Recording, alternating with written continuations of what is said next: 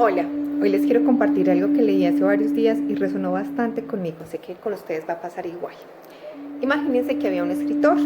Este escritor estaba en la sala de estudio y empezó a escribir con su pluma y empezó a relatar cómo había sido su año pasado. Él empieza a escribir que el año pasado había tenido una cirugía en donde le quitaron la vesícula biliar y señalaba que había tenido que quedarse en cama por un largo tiempo. También indica que ese mismo año llegó a la edad de 60 años y que debió retirarse de su trabajo, un trabajo el cual le apasionaba y le encantaba. Había durado allí casi 30 años trabajando, pero que había llegado el momento de su retiro. Indica también que ese mismo año ocurrió un suceso que le marcó su vida, la muerte de su padre, y que adicionalmente su hijo había perdido un examen médico muy importante porque había sufrido de un accidente automovilístico.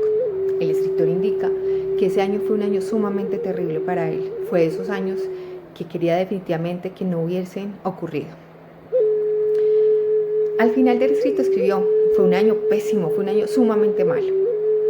¿Qué ocurrió? En un momento llega su esposa, entró en la habitación y encontró muy triste a su esposo por los pensamientos que había tenido, al recordar todos los sucesos negativos que había tenido que vivir ese año pasado. Detrás ella encontró el escrito que había realizado este escritor y empezó a leerlo. Salió de ella de la habitación en silencio y volvió con otro papel, lo colocó al lado de su marido. Cuando el escritor vio el papel, se encontró con esto escrito en él: el año pasado, finalmente me deshice de mi vesícula biliar, después de pasar años con el dolor.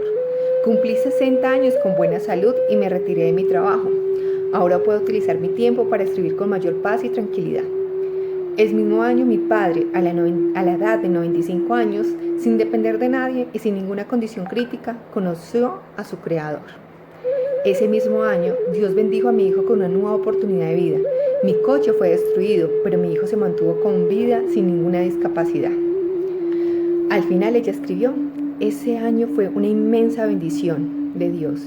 Fue un gran año. Miremos los dos escenarios, la forma en que vemos la vida.